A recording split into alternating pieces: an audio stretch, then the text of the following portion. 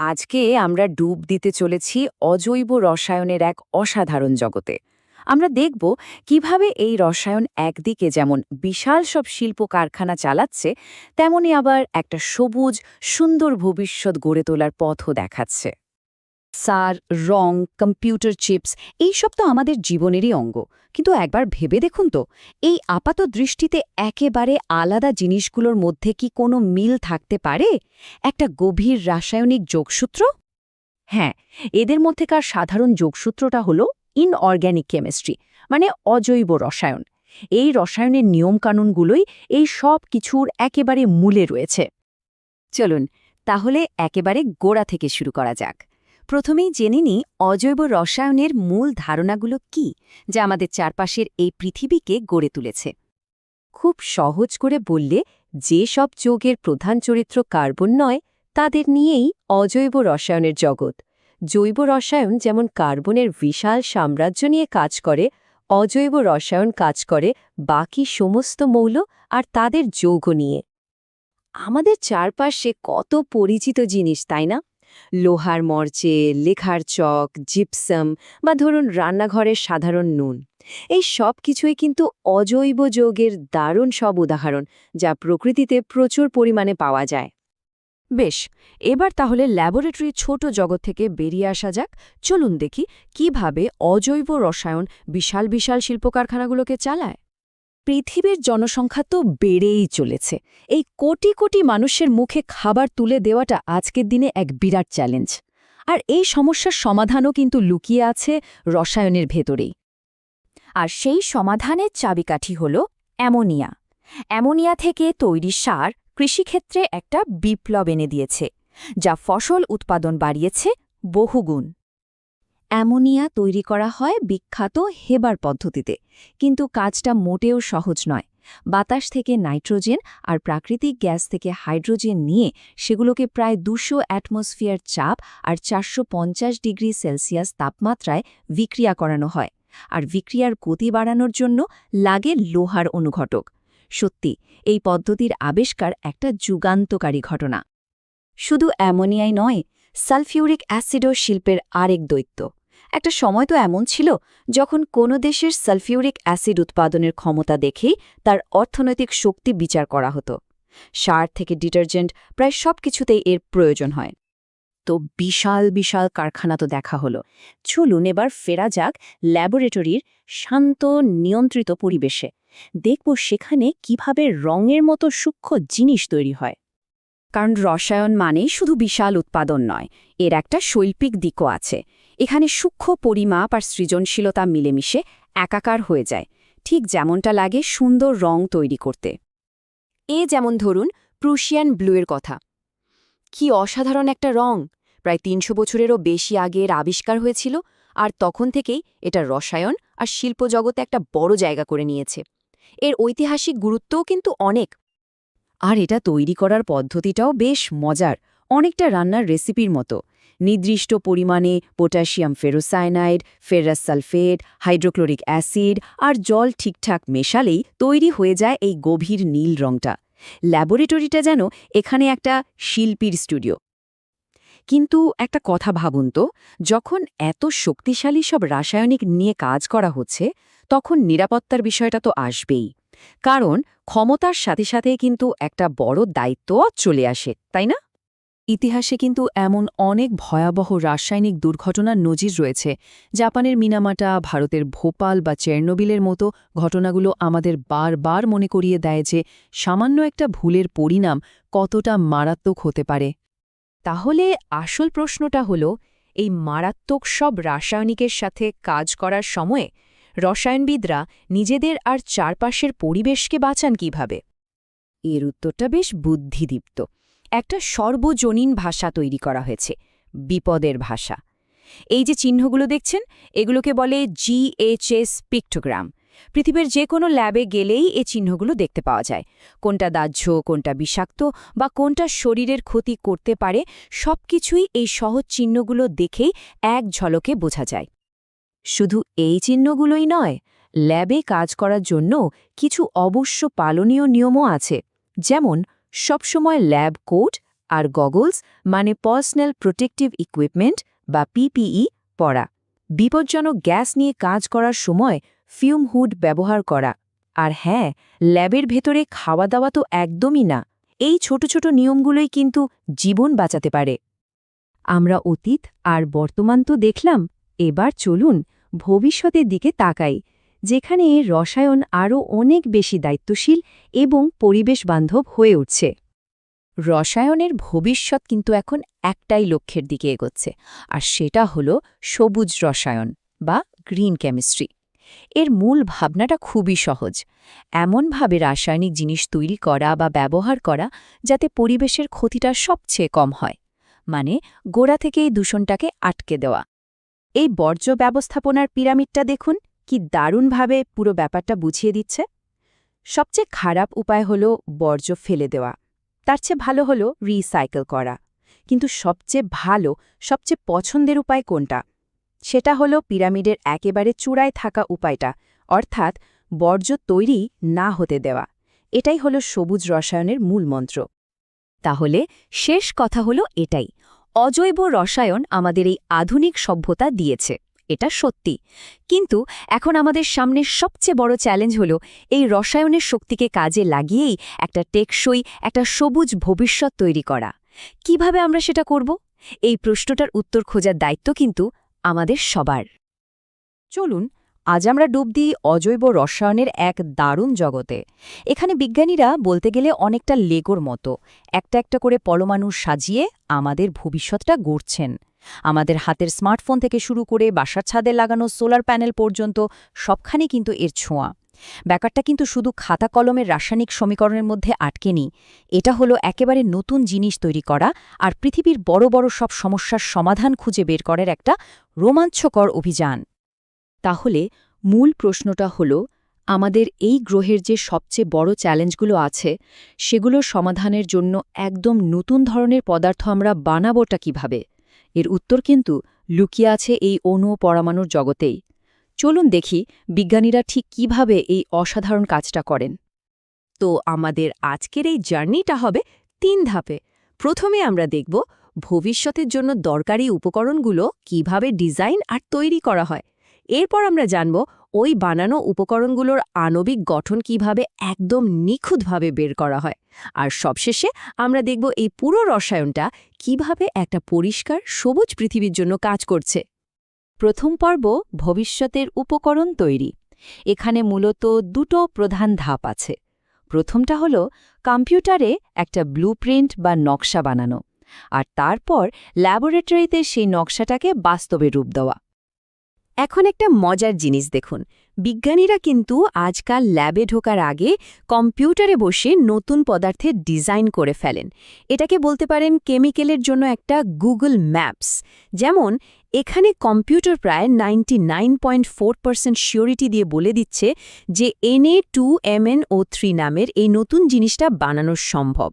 এতে করে কি হয়? সময় আর রিসোর্স দুটোই কিন্তু বেঁচে যায়। কিন্তু কম্পিউটারের স্ক্রিনে ডিজাইন করা এক জিনিস, আর ল্যাবে সেটাকে বাস্তব রূপ দেওয়া, সেটা কিন্তু একেবারেই অন্য একটা চ্যালেঞ্জ। এই ডিজিটাল ব্লুপ্রিন্টকে বাস্তব জগতে নিয়ে আসাই হল রসায়নবিদদের আসল পরীক্ষা। যে কোনো ক্রিস্টাল বা স্ফটিক তৈরির একদম প্রথম আর সবচেয়ে জরুরি যে ধাপটা, সেটার নাম হল নিউক্লিয়েশন। আচ্ছা, জিনিসটা কি? খুব সহজ করে বললে এটা হলো ঠিক সেই মুহূর্ত যখন একটা দ্রবণের মধ্যে অণুগুলো একসাথে জড়ো হতে শুরু করে আর খুব ছোট গোছানো কিছু গুচ্ছ তৈরি করে।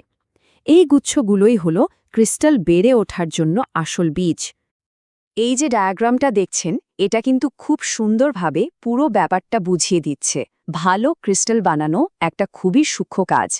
বিজ্ঞানীদের লক্ষ্য থাকে দ্রবণটাকে এই স্টেবল গ্রোথ জোন বা সুস্থির অঞ্চলে রাখা। এখানে ক্রিস্টালগুলো ধীরে ধীরে আর খুব সুন্দরভাবে বড় হতে পারে। যদি দ্রবণটা ভুল করে র্যাপিড ফরমেশন জোন বা দ্রুত গঠন অঞ্চলে চলে যায়, তাহলে কিন্তু একগাদা ছোট আর ভাঙাচোরা ক্রিস্টাল তৈরি হবে। মানে পুরো ব্যাপারটাই হলো ধৈর্য আর নিয়ন্ত্রণের খেলা। ল্যাবের ভেতরে ব্যাপারটা দেখতে ঠিক এই রকম। বাম দিকে ভেপার ডিফিউশন বা ডান দিকে নিয়ন্ত্রিত বাষ্পীভবনের মতো নানা রকম পদ্ধতি ব্যবহার করা হয়। রসায়নবিদরা খুব ধীরে ধীরে দ্রবণের অবস্থাটা এমনভাবে বদলান যাতে ক্রিস্টালগুলো সুন্দরভাবে তৈরি হওয়ার জন্য যথেষ্ট সময় পায়। এটাকে অনেকটা বিজ্ঞানীদের জন্য রক ক্যান্ডি বানানোর সাথে তুলনা করা যায়, তবে অবশ্যই অনেক বেশি নিয়ন্ত্রিত একটা পরিবেশে। বেশ, আমাদের নতুন ক্রিস্টাল তো তৈরি, কিন্তু কাজ এখানেই শেষ না। এখন শুরু হবে আসল গোয়েন্দাগিরি। মানে আমাদের নিশ্চিত হতে হবে যে আমরা ঠিক কী জিনিসটা বানালাম। এটাই হলো পরিচয় যাচাই পর্ব। বিজ্ঞানীদের হাতে আসে এই রকম ছোট ছোট, দেখতে দারুণ সুন্দর কিন্তু পরিচয়হীন কিছু ক্রিস্টাল। বাইরে থেকে দেখতে হয়তো এগুলো একদম নিখুঁত, কিন্তু এদের ভেতরে পরমাণুগুলো ঠিক কিভাবে সাজানো আছে তা তো আর খালি চোখে দেখার উপায় নেই। আর এই রহস্যের সমাধান করার জন্যই আছে এক্স রে ডিফ্র্যাকশন। যখন একটা ক্রিস্টালের ওপর এক্স রে ফেলা হয়, তখন ভেতরের পরমাণুগুলোর সাথে ধাক্কা খেয়ে রশ্মিগুলো চারিদিকে ছড়িয়ে পড়ে আর একটা ইউনিক প্যাটার্ন তৈরি করে। ব্র্যাগের সূত্র ব্যবহার করে বিজ্ঞানীরা এই প্যাটার্নটা বিশ্লেষণ করেন আর পরমাণুগুলোর একদম সঠিক 3D ছবিটা বের করে ফেলেন। আর যখন সেই ডিফ্র্যাকশন প্যাটার্নটা বিশ্লেষণ করা হয়, ব্যাস, আমরা পেয়ে যাই ক্রিস্টালের ভেতরের পরমাণুগুলোর একদম পরিষ্কার একটা ছবি। ঠিক এইভাবে বিজ্ঞানীরা নিশ্চিত হন যে তারা কম্পিউটারে যা ডিজাইন করেছিলেন, ল্যাবেও ঠিক সেটাই বানাতে পেরেছেন। পরিচয় নিশ্চিত করার জন্য আরও একটা দারুণ যন্ত্র আছে, স্পেকট্রোস্কোপি। এটাকে বলতে পারেন একটা মলিকিউলার বারকোড স্ক্যানার। বিভিন্ন ধরনের আলো ফেলে বিজ্ঞানীরা একটা অণুর ইলেকট্রনিক গঠন, তার কাঁপুনির ধরন, এরকম অনেক তথ্য বের করতে পারেন। এক্ষেত্রে বিয়ার-ল্যাম্বার্ট সূত্রটা একটা খুব জরুরি নীতি হিসেবে কাজ করে। এতক্ষণ তো আমরা দেখলাম কিভাবে নতুন জিনিস তৈরি হয়, কিভাবে তার পরিচয় জানা যায়, কিন্তু আসল প্রশ্ন হলো এই সব কিছুর উদ্দেশ্যটা কি? এখানেই আমরা আসছি আমাদের সবচেয়ে গুরুত্বপূর্ণ আর অনুপ্রেরণার পর্বে। এই রসায়ন কিভাবে আমাদের পৃথিবীকে আরও সুন্দর একটা জায়গা করে তুলতে পারে। এর একটা বড় উদাহরণ হল ক্যাটালিটিক রেমেডিয়েশন। আচ্ছা, এটা কি করে? ধরুন, আমরা যে নতুন পদার্থগুলো বানালাম সেগুলোকে ব্যবহার করা হয় ক্যাটালিস্ট বা অনুঘটক হিসাবে। এই ক্যাটালিস্টগুলো এমন সব রাসায়নিক বিক্রিয়ার গতি বহু গুণে বাড়িয়ে দেয় যেগুলো দূষণকারী পদার্থকে ভেঙে ফেলে, গাড়ির বিষাক্ত ধোঁয়াকে নিরাপদ গ্যাসে বদলে দেয়, এমনকি কার্বন ডাইঅক্সাইডের মতো বর্জ্যকে দরকারি রাসায়নিকে পরিণত করে। আর এই ফিল্ডটা যে কতটা জরুরি হয়ে উঠেছে তা এই চার্টটা দেখলেই বোঝা যায়। দেখুন, কার্বন ডাইঅক্সাইডকে কাজে লাগানোর গবেষণা গত কয়েক বছরে কি অংশম বেড়েছে। জলবায়ু পরিবর্তনের বিরুদ্ধে লড়াইয়ে এটা কিন্তু রসায়নের একটা সরাসরি অবদান। তার মানে বাস্তবে এই বিশেষভাবে ডিজাইন করা অজৈব পদার্থগুলো আমাদের চারপাশের বিশাল সব সমস্যা সমাধানে কাজে লাগছে। যেমন ধরুন, গাড়ি ও কারখানার দূষণ কমানো, হাইড্রোজেনের মতো পরিষ্কার শক্তি তৈরি করা, বাতাসে থাকা কার্বন ডাইঅক্সাইডকে রিসাইকেল করে জ্বালানি বানানো, আর আমাদের পানিকে দূষণমুক্ত রাখা। শেষ পর্যন্ত পুরো চেষ্টার লক্ষ্য একটাই, যেমনটা একটা গবেষণাপত্রে খুব সুন্দর করে বলা হয়েছে, একটা পরিষ্কার, সবুজ এবং টেকসই ভবিষ্যতের দিকে এগিয়ে যাওয়া। রসায়ন শুধু ল্যাবের ভেতরেই সীমাবদ্ধ থাকে না, এটা আমাদের সবার জন্য একটা ভালো ভবিষ্যৎ গড়ার অন্যতম শক্তিশালী একটা হাতিয়ার। তো এখানে আমাদের জন্য একটা বড় প্রশ্ন থেকে যায়, রসায়নের এই অবিশ্বাস্য শক্তি দিয়ে এরপর কোন বড় সমস্যার সমাধান হতে চলেছে? সম্ভাবনা কিন্তু সত্যিই অফুরন্ত। নমস্কার, চলুন আজ আমরা সরাসরি ডুব দিই অজৈব রসায়নের এক দারুণ ইন্টারেস্টিং জগতে। দেখব কিভাবে একদম গোড়া থেকে নতুন পদার্থ তৈরি হয় আর তার ফলে পরিবেশে কি কি সমস্যা তৈরি হতে পারে, আর সবশেষে একটা টেকসই ভবিষ্যতের জন্য আমাদের হাতে কি কি নতুন রাস্তা খোলা আছে। তো আজকের আলোচনায় আমরা প্রথমে দেখব রাসায়নিক সংশ্লেষণের অসাধারণ ক্ষমতা, তারপর একটা বাস্তব সমস্যা মানে দূষণের দিকে নজর দেব। এরপর আমরা জানব অনেক সমাধানের আড়ালেই কিভাবে লুকিয়ে থাকে প্রচুর অদৃশ্য বর্জ্য, আর সবশেষে এই সব সমস্যা থেকে বেরিয়ে আসার জন্য একটা স্মার্ট, সবুজ পথের সন্ধান করব। অজৈব রসায়নের একেবারে কেন্দ্রে আছে কিন্তু এই সৃষ্টির ধারণাটা। এটা আমাদের এমন এক ক্ষমতা দেয় যা দিয়ে আমরা পরমাণুগুলোকে একটার সাথে আরেকটা জুড়ে দিয়ে একদম নতুন পদার্থ তৈরি করতে পারি। মানে এমন পদার্থ যার বৈশিষ্ট্যগুলো একেবারে আলাদা, ঠিক যেন স্থপতিরা আণবিক স্তরে বসে কোনো নতুন বাড়ির নকশা করছেন। আর এই যে কোনো কিছুকে বোঝা এবং তার ভবিষ্যৎ আচরণ সম্পর্কে আগে থেকে ধারণা করার ক্ষমতা, ঠিক এটাই রসায়নবিদদের সাহায্য করে। সেটা বিমানের জন্য আরও শক্তিশালী ধাতু বানানোই হোক বা হাই এনার্জি ব্যাটারি আর ফুয়েল সেলের জন্য নতুন মেটেরিয়াল ডিজাইন করাই হোক। চলুন এবার একটা সত্যিকারের সমস্যা নিয়ে কথা বলা যাক। ধরুন কলকারখানা থেকে বের হওয়া বর্জ্য জল, যা কিনা ভারী ধাতুর মতো মারাত্মক জিনিসে দূষিত। বিজ্ঞানীরা কিন্তু এই সমস্যাটা সমাধানের জন্য তাদের সৃজনশীল ক্ষমতা কাজে লাগিয়েছেন। দেখুন, একটা খুব নির্দিষ্ট পদ্ধতি মেনে রসায়নবিদরা এক বিশেষ ধরনের লেয়ার্ড ডাবল হাইড্রক্সাইড বা সংক্ষেপে LDH তৈরি করতে পারেন। এটার ডিজাইনটাই এমনভাবে করা হয়েছে যাতে এটা জল থেকে ক্ষতিকারক দূষকগুলোকে শুষে নিয়ে জলটাকে পরিষ্কার করে ফেলতে পারে। দারুণ ব্যাপার, তাই না? প্রক্রিয়াটা কাজ করছে, জলও পরিষ্কার হচ্ছে, কিন্তু এই যে রাসায়নিক প্রক্রিয়াটা, সেটার নিজের কি খবর? এখানেই আমরা একটা বেশ অবাক করা আর বলতে গেলে বেশ গুরুত্বপূর্ণ সমস্যার মুখোমুখি হই। এই সংখ্যাটা দেখুন, 50%। ভাবা যায়? মানে অনেক সাধারণ কেমিক্যাল রিয়াকশানে আমরা যা যা উপকরণ নিই তার অর্ধেকই, হ্যাঁ ঠিকই শুনছেন, অর্ধেকই স্রেফ নষ্ট হয়ে যায়, বর্জ্য হিসেবে ফেলে দিতে হয়। এই বিশাল অপচয়ের কিন্তু একটা কেতাবি নামও আছে। এই কনসেপ্টটাকেই বলা হয় অ্যাটম ইকোনমি। ব্যাপারটা কি জানেন? এর মানে হলো বিক্রিয়ায় আমরা যে পরমাণুগুলো ব্যবহার করছি তার কতগুলো আসলে আমাদের কাজের জিনিসটাতে মানে ফাইনাল প্রোডাক্টে থাকছে। ওই যে কেক বানানোর উদাহরণটা, ভাবুন তো, কেকটা হয়তো দারুণ ফুলল, মানে 100% উৎপাদ হলো, কিন্তু অর্ধেক ময়দা, চিনি, ডিম ফেলেই দিতে হলো। ঠিক তেমনি একটা প্রক্রিয়াতেও প্রচুর পরিমাণে বর্জ্য তৈরি হতে পারে। আর এই বর্জ্যের গল্পটা কিন্তু এখানেই শেষ নয়। দ্রাবক মানে সলভেন্ট, যেটা কিনা বিক্রিয়ার জন্য একটা মাধ্যম হিসেবে কাজ করে, সেটা একাই মোট ভরের প্রায় 50 থেকে 80% পর্যন্ত হতে পারে। আর পরিবেশের ওপর যে মোট প্রভাব পড়ে তার প্রায় 75%-এর জন্য এই দ্রাবকই দায়ী। এই যে বিপুল পরিমাণ অপচয় আর অদক্ষতা, এটাই কিন্তু চিন্তাভাবনার জগতে একটা বৈপ্লবিক পরিবর্তন এনেছে। রসায়নকে ডিজাইন করার জন্য একটা নতুন দর্শন তৈরি হয়েছে, যার নাম দেওয়া হয়েছে সবুজ রসায়ন বা গ্রিন কেমিস্ট্রি। এর মূল কথাটা হলো, দূষণ হয়ে যাওয়ার পর সেটা পরিষ্কার করা নয়, বরং এমনভাবে প্রক্রিয়াগুলো ডিজাইন করা যাতে বিপজ্জনক পদার্থ বা বর্জ্য গোড়া থেকেই তৈরি না হয়। মানে একেবারে আণবিক স্তরেই দূষণকে আটকে দেওয়া। এই নতুন দর্শনটা মোট 12টা মূল নীতির উপর দাঁড়িয়ে আছে। এই নীতিগুলো রসায়নবিদদের জন্য একটা ব্লুপ্রিন্টের মতো কাজ করে, যা দিয়ে আরও টেকসই আর পরিবেশ বান্ধব প্রক্রিয়া তৈরি করা যায়। আর এই উদাহরণটা দেখুন, পার্থক্যটা একদম পরিষ্কার হয়ে যাবে। আগে পেনিসিলিন তৈরি করার যে পদ্ধতিটা ছিল, সেটা ছিল ভীষণ অপচয়কারী, আর তাতে খুব বিপজ্জনক রাসায়নিক ব্যবহার করতে হতো। আর এখনকার নতুন সবুজ পদ্ধতিতে জলের মধ্যে একটা প্রাকৃতিক অনুঘটক মানে একটা এনজাইম ব্যবহার করা হয়, আর এর ফলে বছরে 10,000 মেট্রিক টনেরও বেশি পেনিসিলিন অনেক বেশি টেকসইভাবে তৈরি করা সম্ভব হচ্ছে। বেশ, তাহলে ভবিষ্যতের দিকে তাকালে আমরা কি দেখতে পাই? সবুজ রসায়নের এই নীতিগুলোই এখন আমাদের হাতে তুলে দিচ্ছে ভবিষ্যতের জন্য দারুণ শক্তিশালী সব নতুন টুলস। যেমন ধরুন ন্যানোমেটেরিয়ালস, গ্রাফিন বা কার্বন ন্যানোটিউবের মতো জিনিসগুলো এতটাই ছোট যে এদের বৈশিষ্ট্যগুলো একদম পাল্টে যায়। আর এই অনন্য বৈশিষ্ট্যের কারণে পরিবেশ দূষণ রোধে বা শক্তি সঞ্চয়ের ক্ষেত্রে এদের অনেক সম্ভাবনা রয়েছে। কিন্তু এই নতুন ক্ষমতার সাথে সাথেই কিছু নতুন প্রশ্নও উঠে আসছে। যে বৈশিষ্ট্যগুলোর জন্য ন্যানোমেটেরিয়ালস এত কাজের, সেই একই বৈশিষ্ট্যগুলোই কিন্তু আমাদের স্বাস্থ্য আর পরিবেশের ওপর এদের কী প্রভাব পড়তে পারে সেই নিয়ে বেশ কিছু গুরুত্বপূর্ণ প্রশ্নও তৈরি করছে। এমনকি আবিষ্কারের গতি আরও বাড়ানোর জন্য গবেষকরা এখন আর্টিফিশিয়াল ইন্টেলিজেন্স বা AI মডেল ব্যবহার করছেন। এই মডেলগুলো বছরের পর বছরের সায়েন্টিফিক ডেটা বিশ্লেষণ করে নতুন পদার্থ তৈরির একদম নতুন নতুন রাস্তা বাতলে দিচ্ছে, যা নতুন সম্ভাবনার দরজা খুলে দিচ্ছে।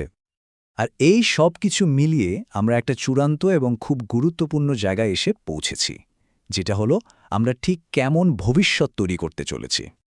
AI আর ন্যানো টেকনোলজির মতো প্রযুক্তির সাহায্যে পদার্থকে নিয়ন্ত্রণ করার আমাদের ক্ষমতা প্রায় অসীম হয়ে উঠছে। কিন্তু মুশকিলটা হলো, আমাদের এই ক্ষমতা যে গতিতে বাড়ছে, সেই তুলনায় এই ক্ষমতাকে দায়িত্বের সাথে কিভাবে ব্যবহার করতে হয় সেই জ্ঞানটা পিছিয়ে পড়ছে। আর এটাই আমাদের সবথেকে বড় প্রশ্নটার সামনে এনে দাঁড় করায়। আমাদের হাতে যখন প্রায় সবকিছু তৈরি করার ক্ষমতা চলে আসছে, তখন আমরা ঠিক কোন জিনিসটা তৈরি করতে চাইব? আমাদের পৃথিবীকে আমরা ঠিক কিভাবে গড়ে তুলতে চাইব?